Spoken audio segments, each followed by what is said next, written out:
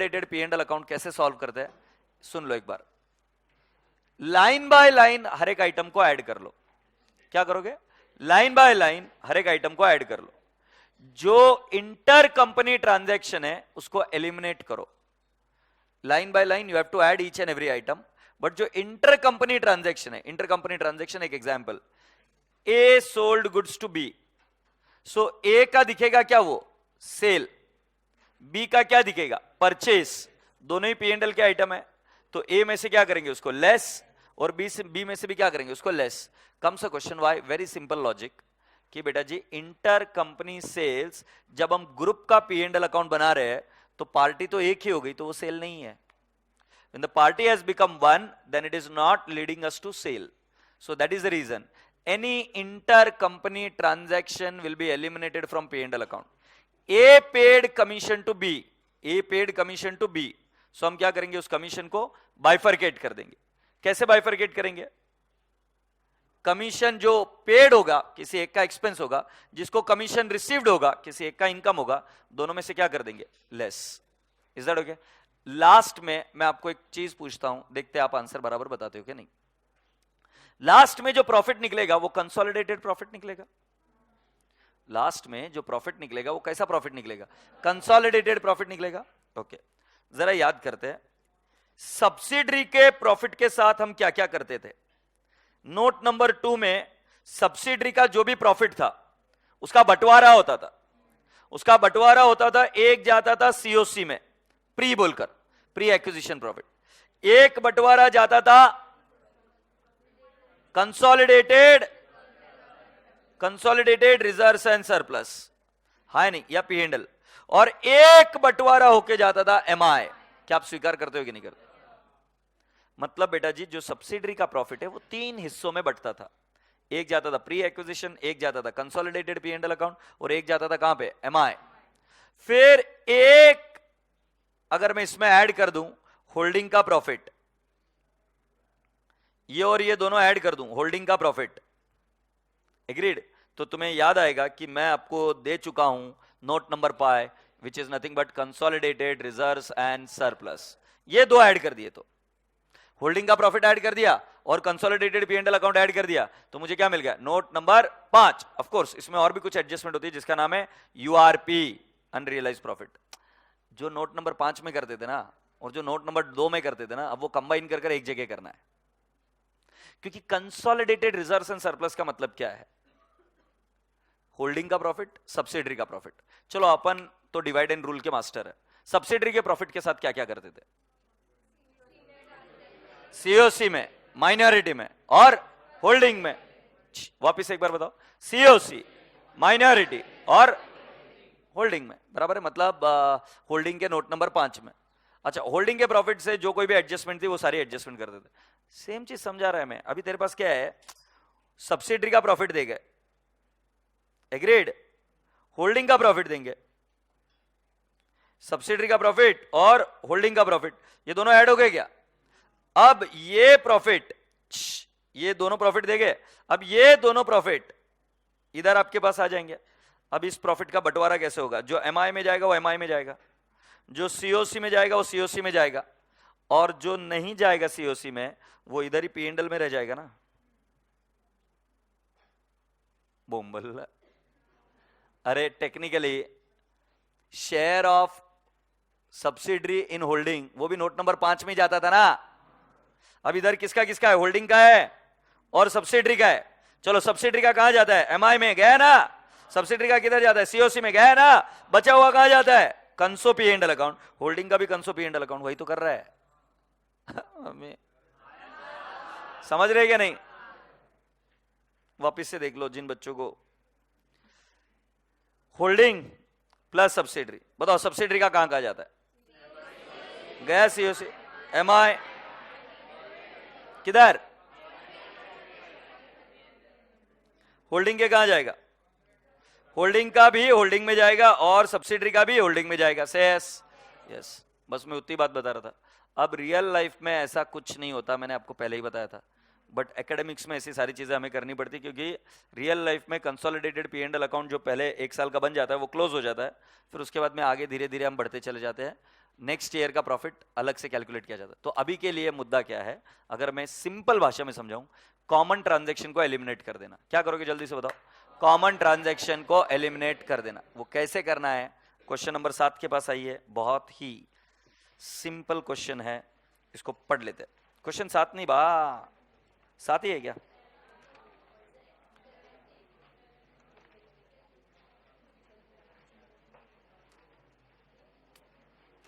Actually question number, गलती से बोला मैंने 11, क्वेश्चन नंबर 11 आएंगे आप? क्वेश्चन 11,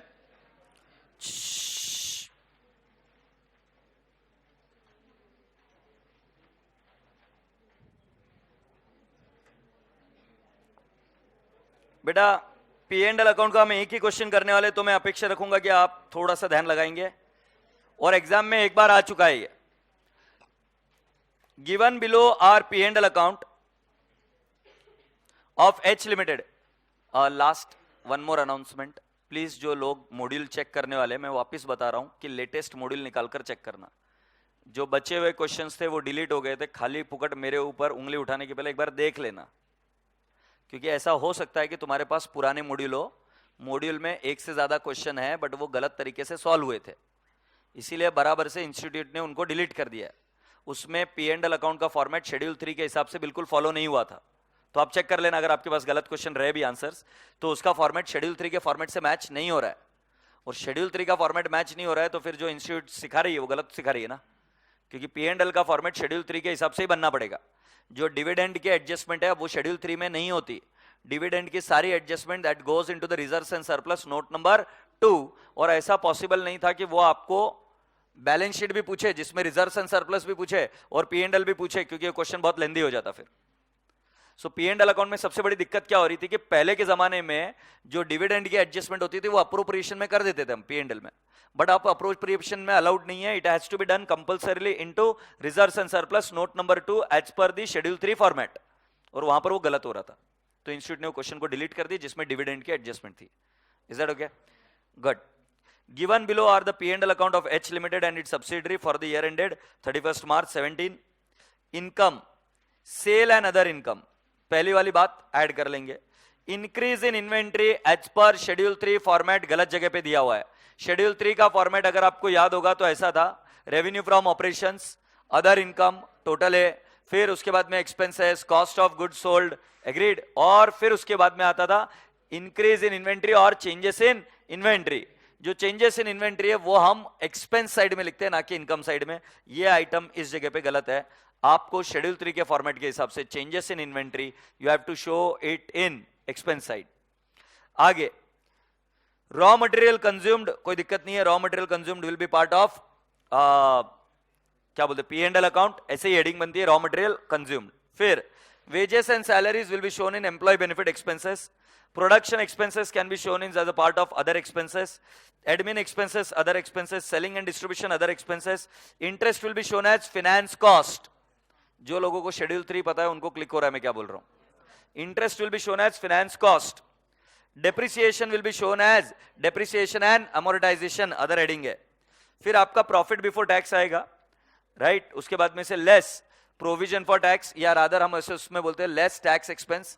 टैक्स एक्सपेंस में करंट टैक्स आता है और डेफर्ड टैक्स आता है, हालांकि यहां पर दोनों टैक्सेस नहीं है तो हम एक ही टैक्स लेस करेंगे जिसका नाम क्या है, प्रोविजन फॉर टैक्स। फिर आया प्रॉफिट आफ्टर टैक्स, और उसके बाद में आया dividend paid.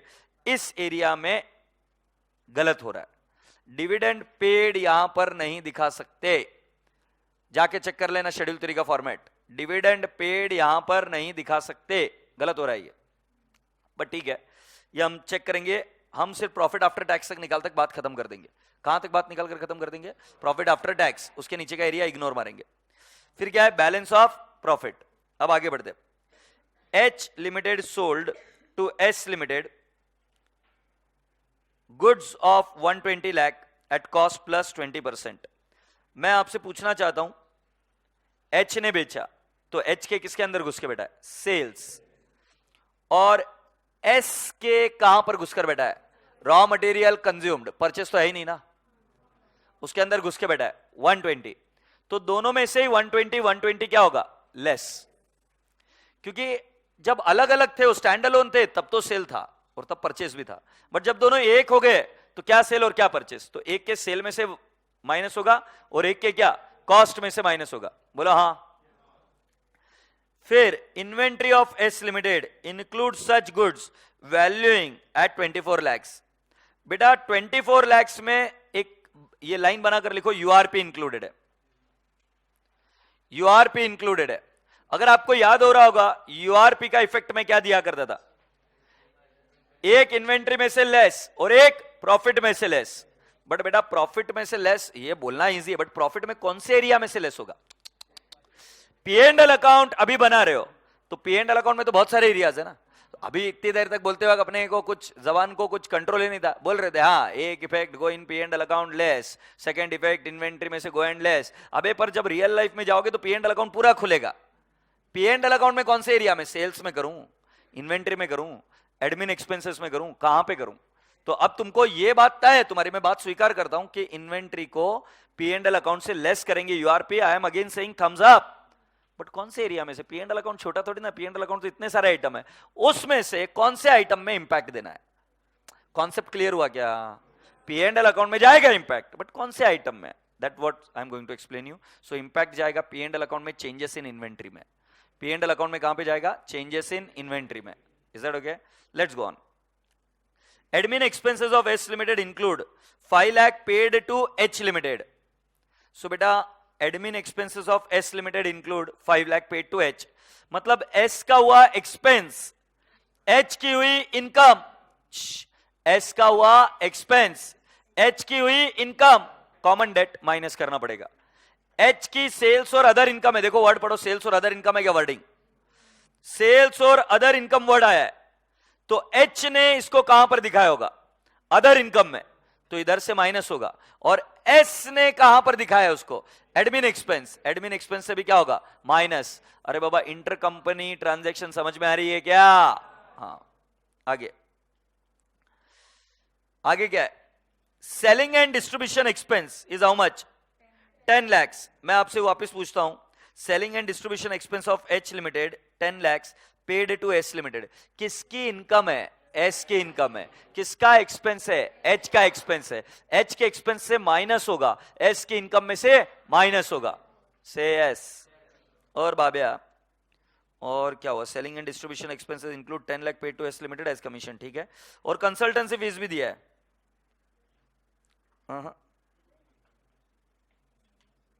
Admin expenses of S Limited include 5 lakh paid to H Limited as consultancy fees. That's okay.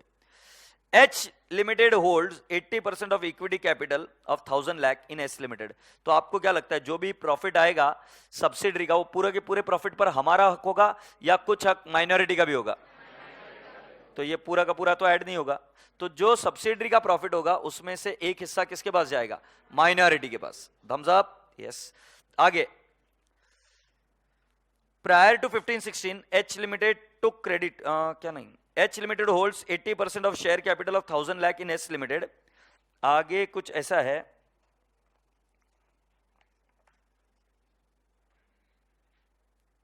हाँ अभी आगे, prior to 1516 H Limited took credit to its P&L account the proportionate amount of dividend declared and paid by S Limited for the year 1516। इस line को highlight करो और लिख लो, we will assume same like module. अब इसमें मेरे को फोर्स मत करना कि सर और इसमें डेप्थ में जाओ, मैं डेप्थ में गया कि समझ लेना आप कंफ्यूज हो जाओगे, क्योंकि अभी आप छोटे हो। तो मैं इसमें अब सिंपल ट्रिक क्या फॉलो करने वाला हूं, जो मॉड्यूल ने अजम्पशन फॉलो किया वही करूंगा, क्योंकि एग्जाम में भी उसी अजम्पशन से प्रॉब्लम सॉल्व हुई है, बट इसके अल्टरनेटिव ट्रीटमेंट्स अवेलेबल है।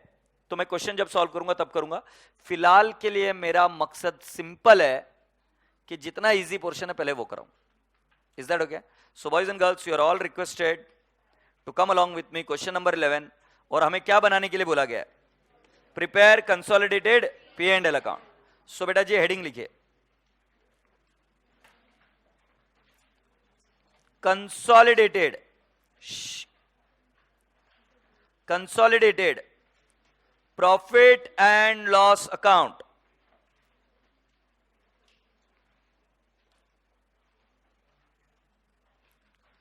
consolidated profit and loss account।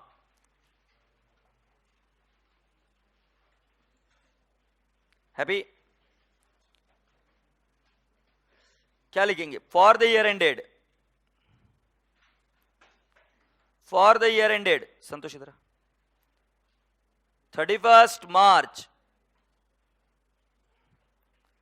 2017. Thanks.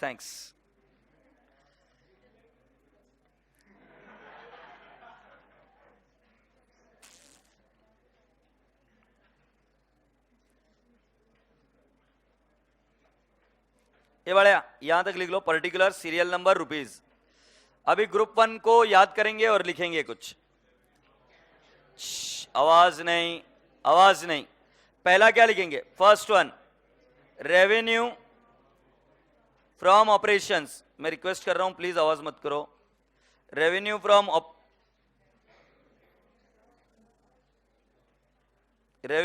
Operation. एक सुनो ना, छोटा सा एक पॉज लो. जिंदगी में सही में लो, एक पॉज लो, सीरियसली पॉज लो. किसी दिन आप भी प्रोफेशनल बनोगे, आप भी सीए बनोगे, आप काम करने जाओगे, आपके भी कस्टमर्स होंगे. तुम जब स्ट्रगल कर रहे होंगे ना, तुम्हारी कितनी धज्जियां उड़ाएंगे तुम्हें पता भी नहीं है.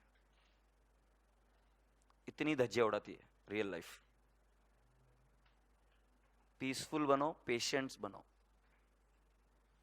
सीपीटी फाउंडेशन के दिन गए बेटा. अभी जो लोग पास हो जाएंगे अगले 4 महीने, तो 5 महीने के बाद में तो maybe they will working with ENYs और big fours, and we will be working in the corporate culture. नहीं चलेगा ये. मैं तुम्हें वापस याद दिला दूं, किसी समय तुम भी इस दुनिया में कदम रखोगे when you will start earning.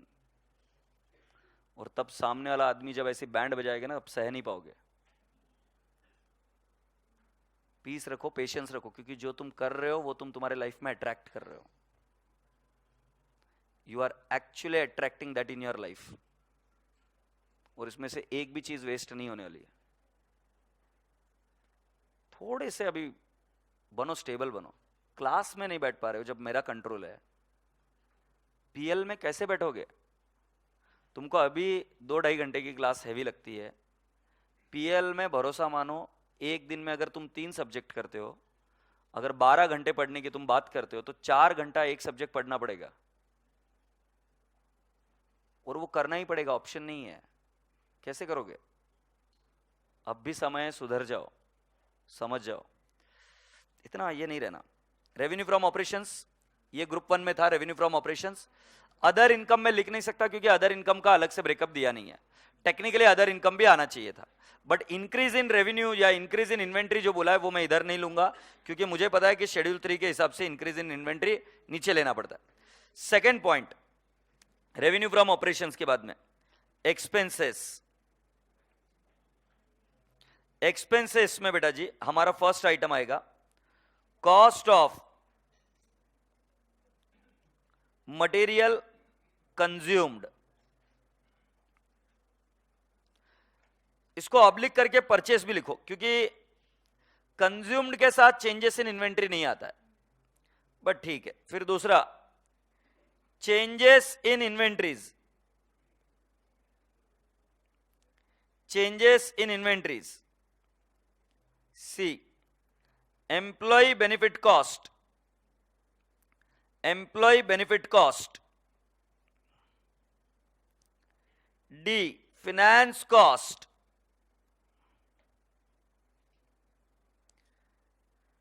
D, finance cost. फिर नेक्स्ट, डेप्रीसिएशन एंड अमोर्टाइजेशन.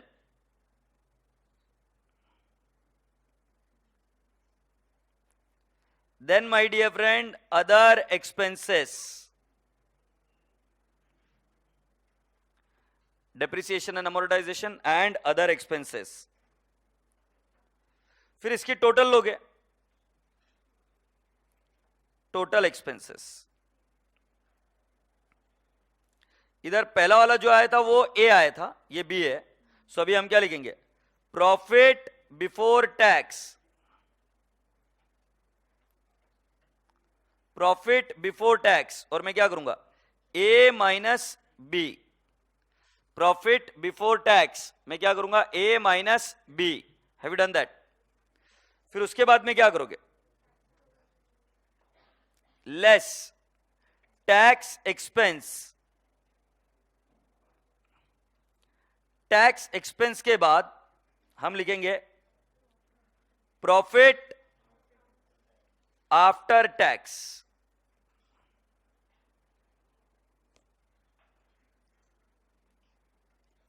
ये कर लिया क्या?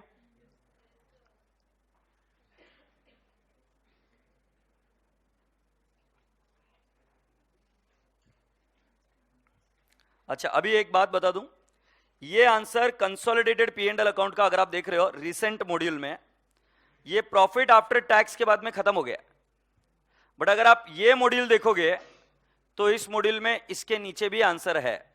तो ऐसा हो सकता है कि आपके पास जो मॉड्यूल है उसमें ये आंसर उसके नीचे भी कंटिन्यू हुआ है, क्योंकि डिविडेंड की एडजस्टमेंट इसके नीचे की है जो कि गलत है।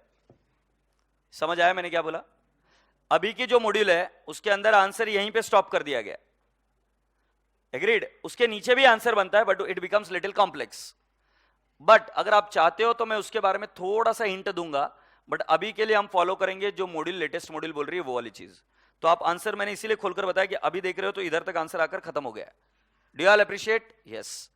अब आ जाते हैं मेरे बच्चों, इसके आगे अभी नहीं करते, बस बता दूंगा ओरली कि क्या कर सकते हैं और कैसे करना है। सो प्रॉफिट आफ्टर टैक्स ये कंसोलिडेटेड आ जाएगा, बात खत्म। अब हमें इसके नोट्स बनाने। सो लिखिए notes forming part of, notes forming part of profit and loss account।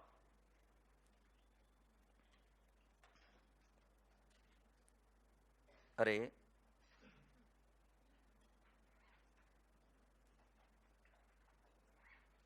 Notes forming part of P and L account, पहला वाला कौन सा है? देखो, हमने रेवेन्यू फ्रॉम ऑपरेशंस लिखा है क्या?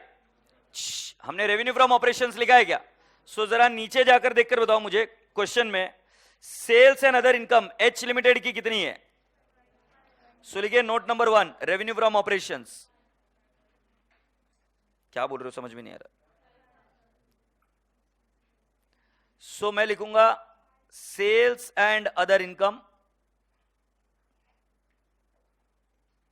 पहला नाम लिखेंगे एच लिमिटेड 5000, फिर दूसरा लिखेंगे एस लिमिटेड 1000, कितना आ जाएगा? 6000। बराबर है? कोई बड़ी बात नहीं की है मैंने, चिंदी चीज। 5000 प्लस 1000 6000। अब इसमें से लेस करेंगे इंटर कंपनी सेल्स। जरा मुझे देखकर बताओ पहले किसने किसको सेल किया है? एच ने एस को सेल किया है क्या? So can I not say H sold goods to S, ऐसा ही है ना? I will subtract 120। इसका सेकेंड इफेक्ट कहां जाएगा? पी एंड एल अकाउंट में ही परचेस है, उसमें से लेस, सेल में से लेस तो किसी का परचेस भी लेस होगा, सेल नहीं माना तो किसी का परचेस भी नहीं है। अच्छा, और कौन सा हुआ है? किसने किसको क्या दिया है? पढ़ो वहां पर वर्डिंग, पहला वाला हो गया। फिर आगे क्या लिखा? Admin expenses of S limited includes 5 lakh paid to H as consultancy. हाँ या नहीं? सो बेटा जी क्या मैं बोलूंगा क्या? Consultancy received from S, S से कंसल्टेंसी मिली ना, तो एच ने उसको क्या दिखाया होगा? इनकम। कितने की इनकम है वो बताओ? 5 भी लेस होगा। फिर मेरे राजा बेटा आगे लाइन क्या लिखी है? Selling and distribution expense of H includes 10 lakh paid to S limited as commission. तो एस की क्या है वो? Commission, income. So can I not say commission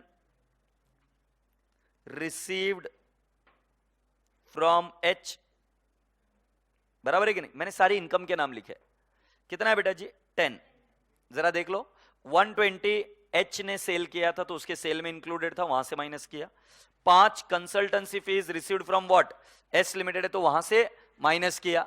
और बेटा जी दूसरा कमीशन रिसीव्ड फ्रॉम एच 10 है, वो भी माइनस किया। मैंने क्या बोला, जितनी भी इंटर कंपनी ट्रांजैक्शन है, किसी की इनकम है किसी का एक्सपेंस है, जो भी इनकम है वहां से माइनस कर दीजिए। मैंने माइनस कर दिया, बताइए फिगर कितना आ रहा है?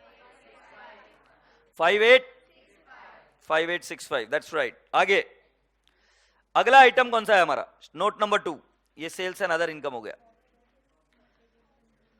सो सेकेंड आइटम है हमारा कॉस्ट ऑफ मटेरियल कंज्यूम्ड।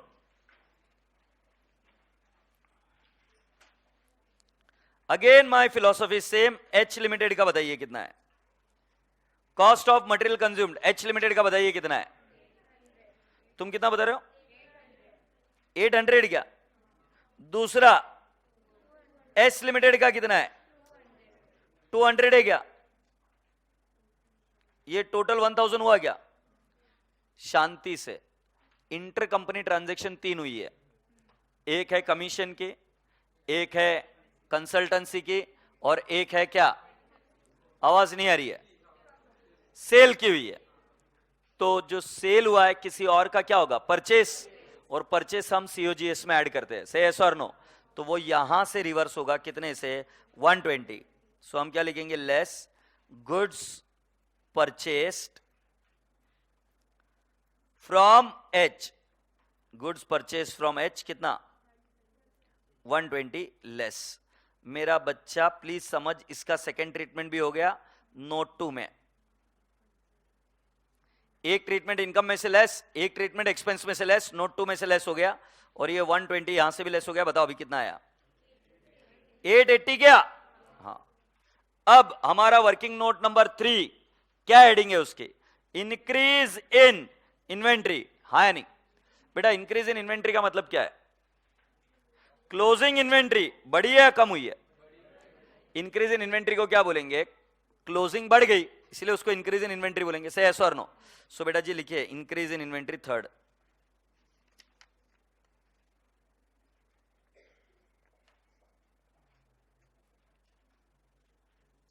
ये चीज मैंने आपको ग्रुप 1 में पढ़ाई है, अभी सिर्फ पासिंग रेफरेंस दूंगा और आपको ध्यान से समझना ही पड़ेगा। You don't have an option. H limited का कितना इंक्रीज हुआ इन्वेंट्री? 1000 और 200?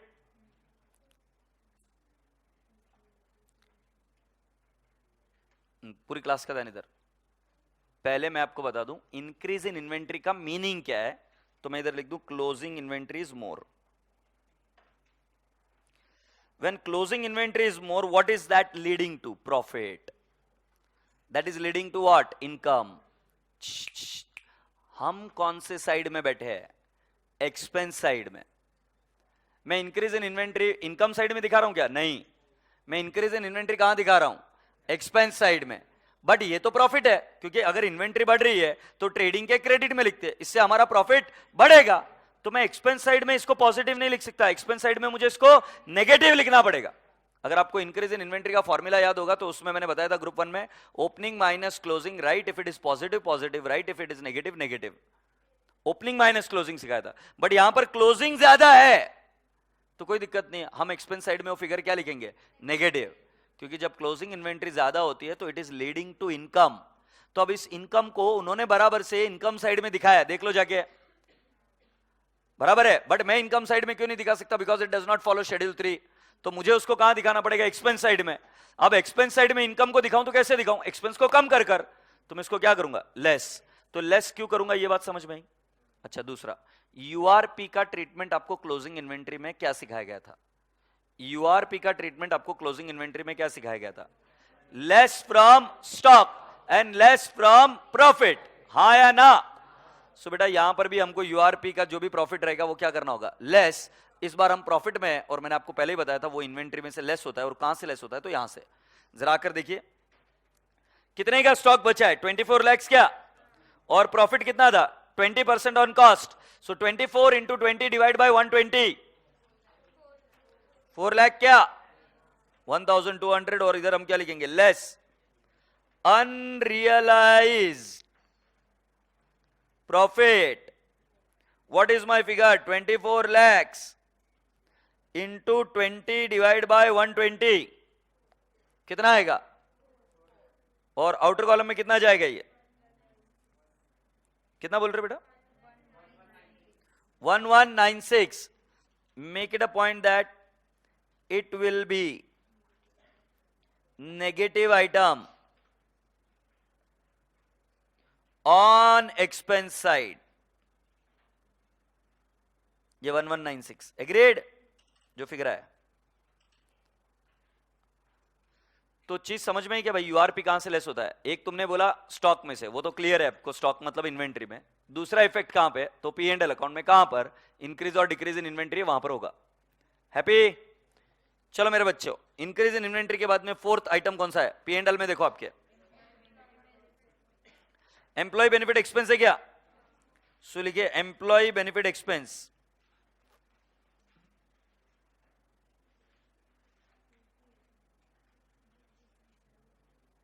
हाँ, एम्प्लॉय बेनिफिट एक्सपेंस का बताइए first statement. Wages and salaries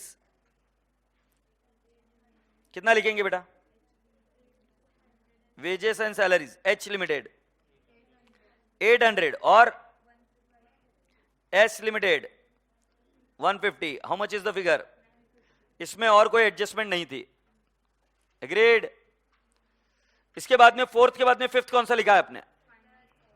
finance cost fifth.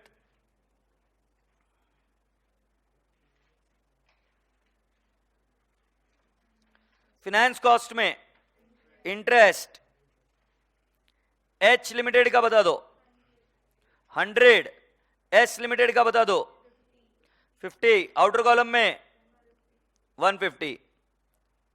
ये हो गई finance cost. Sixth item depreciation and amortisation.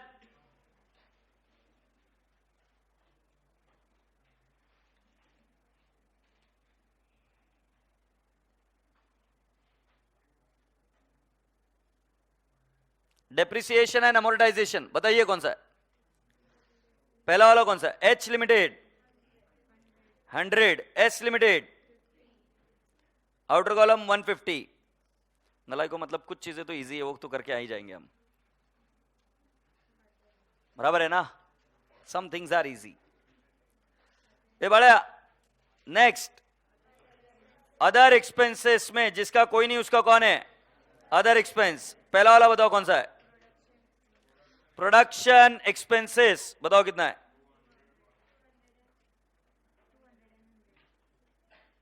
Actually production expenses COGS में जाना चाहिए बट ठीक है अभी। हाँ, प्रोडक्शन एक्सपेंसेस एच लिमिटेड कितना है? 200 और एस लिमिटेड 100, आउटर कॉलम 300। अगला ये 300, फिर उसके बाद में admin expenses H limited 200, S limited 100, ये इनर कॉलम आया 300। इसमें से कुछ लेस होगा।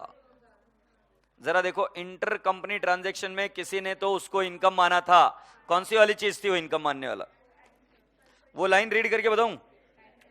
Admin expenses of H limited includes 5 lakh paid to H limited as consultancy fees. So मैं लिखूं क्या? Consultancy paid to H 5 minus होएगा, आउटर कॉलम में 295 जाएगा। समझे कि नहीं?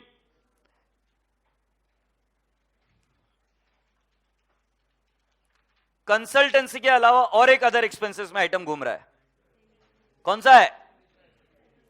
कुछ समझ में नहीं आ रहा है। Selling and distribution,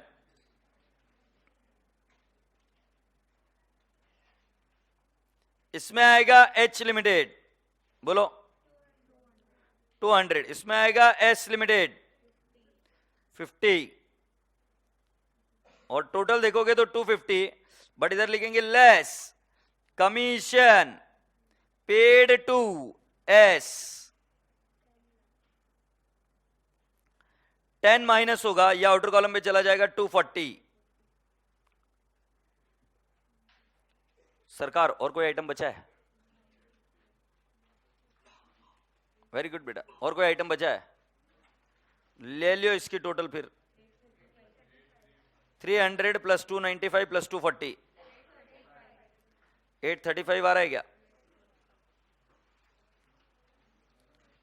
300 plus 295 plus 240, 835 आ रहा है क्या?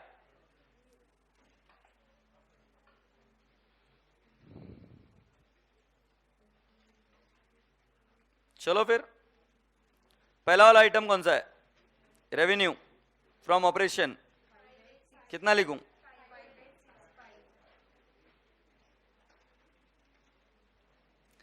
5865 है क्या? शेड्यूल नंबर 1 5865 आ गया। कॉस्ट ऑफ मटेरियल कंज्यूम्ड कितना? 880। Changes in inventory 3, 1196 negative. Employ benefit cost 950। Finance cost 150। Depreciation and amortisation 150। Other expenses 835। Let's take up the total. 1769। So profit before tax कितना आएगा? 4096।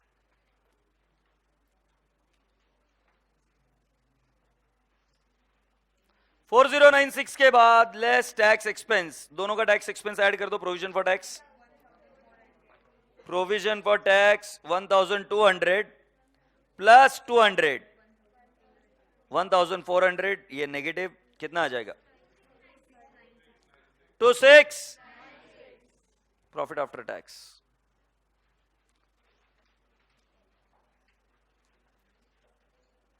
Agreed. Profit after tax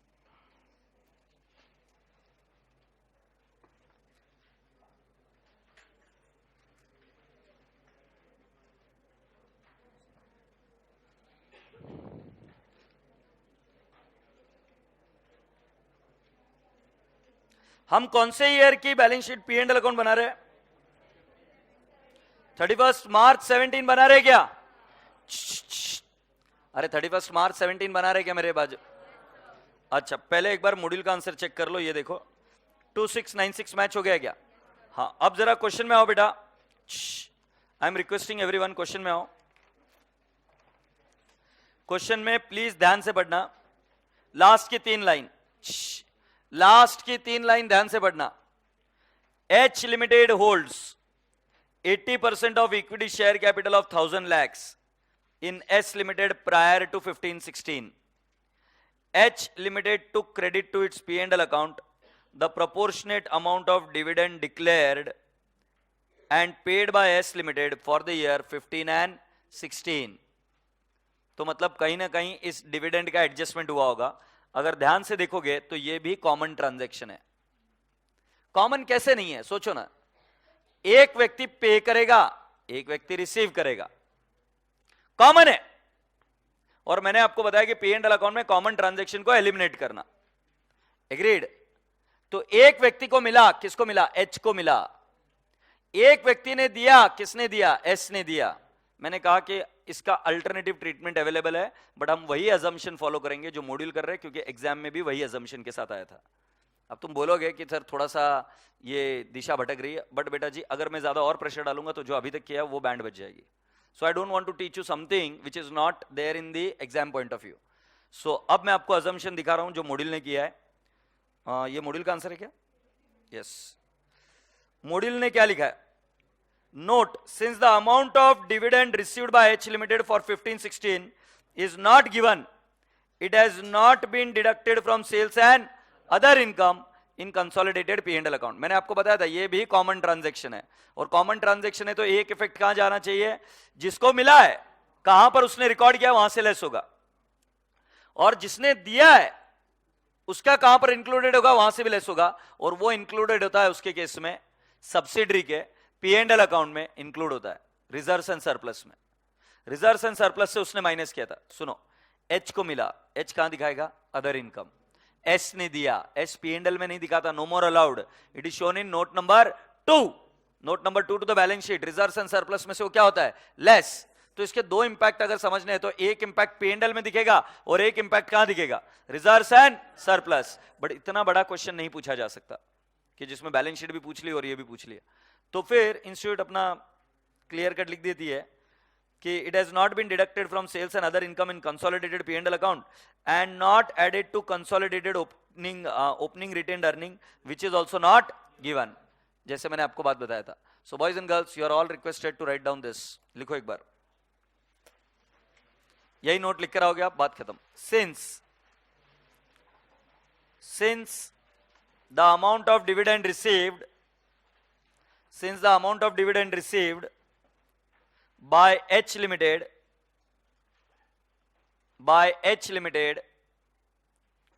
for the year 15-16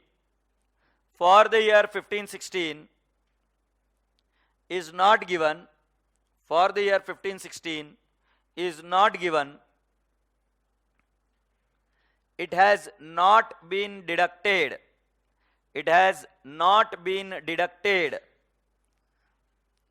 from sales and other income in consolidated P&L account,